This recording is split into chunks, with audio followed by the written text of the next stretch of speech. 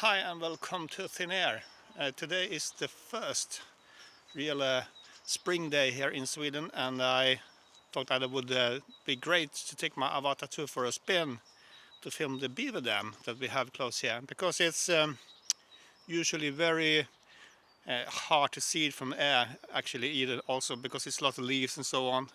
Now there is no leaves on the trees, so I thought that was a good thing to go and take a spin and try to film. So I set it off to fly in that direction. I went off with my drone.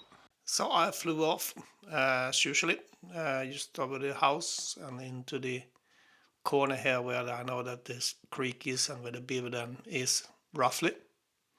I've been to it once before, but it's really hard to see actually. It's you can see all the trees that the beaver has cut down along the area, but it's very hard to find the actual dam.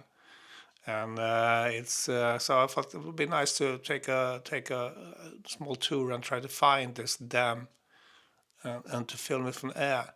So there was a lot of these branches now when there is no leaf on the trees. So I avoided the first branches. I thought I better be safe than sorry and to fly above them and try to locate the beaver dam from air. And I didn't see the beaver dam. I think it was maybe roughly where I crashed. I don't know. I don't think so actually. It's somewhere else. But I was looking for it, and down here you can see that that area looks very much like a beaver dam down there. So I thought that would be nice to go down there, have a look. So I gently tried to come down there to have a look on if it looks like a beaver dam or not. And I haven't been flying the drone for quite a long time, so I must say I'm a little bit rusty here.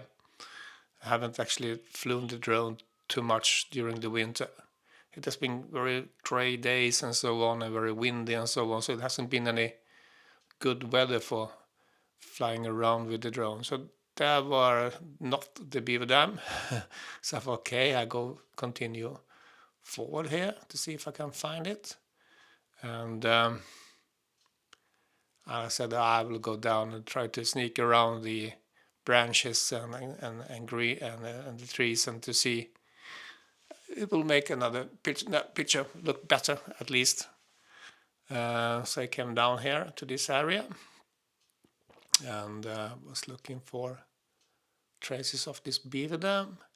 And here I did see there was a lot of branches everywhere, but usually the branches are not that difficult to maneuver around. So I thought, okay, I will just fly around these branches to see if I can find this beaver dam. The Avata 2 is excellent drone in that way that you can fly very slowly and you see all the branches.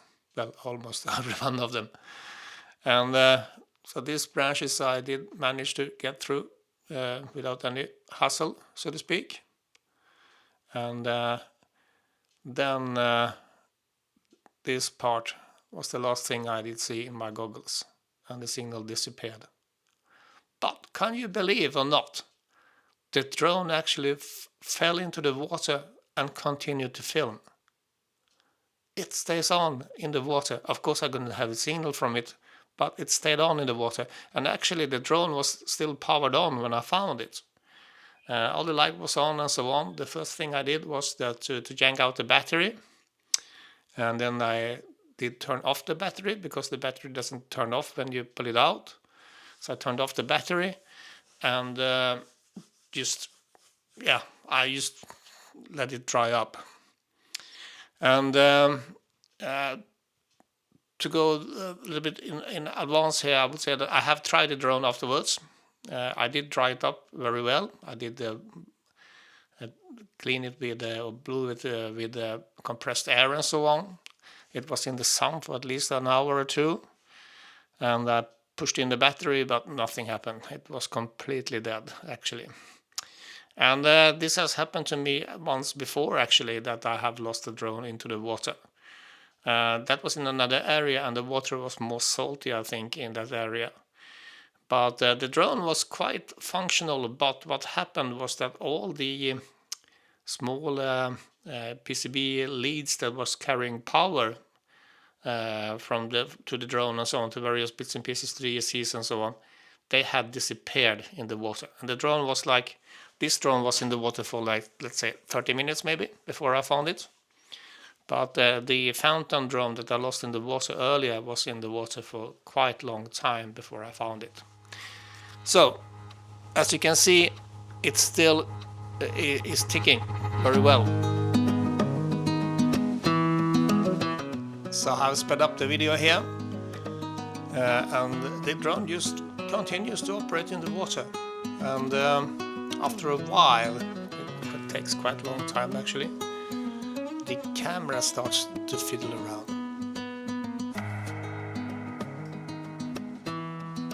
The camera starts to move up and down, and this is not me trying to rescue the drone from the water, because I couldn't see myself somewhere here on the pictures, but the camera started to flip up and down, and also the drone moved a little bit around, I guess, but it was trying to do something here. So it did this quite many times, just trying to move the camera up and down, up and down. By the way, I did see that my filter for the camera, I had this Polaroid filter on the camera, it also flew off the drone and landed in the water. I have to go back to the creek and try to find that filter before it disappears. I think it's useful still.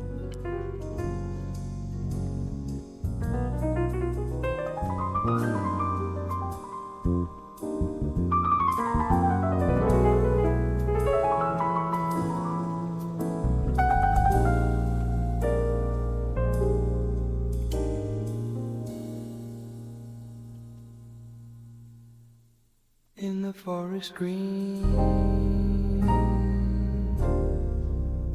down the path where the sunlight gleams, let's find a peaceful stream.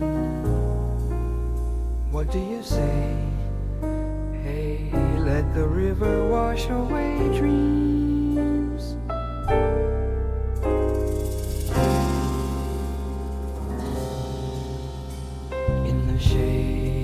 Where we stand under the canopy, hand in hand, where the whispers of the leaves understand